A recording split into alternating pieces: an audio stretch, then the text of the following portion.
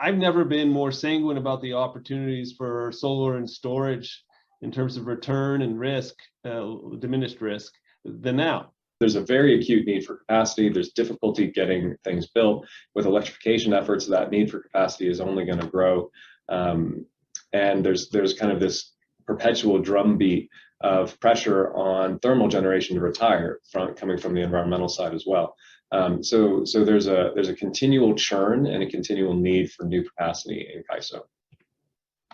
At the same time, getting supply built isn't that simple. It does not serve the interest of getting more storage online quickly when that real-time volatility is being suppressed.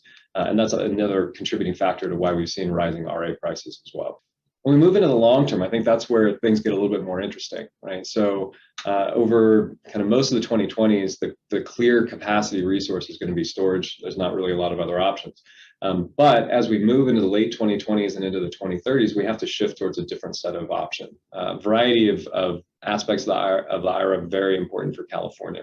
There are a handful of locations where you can have a valuable project location with a bonus on top of it.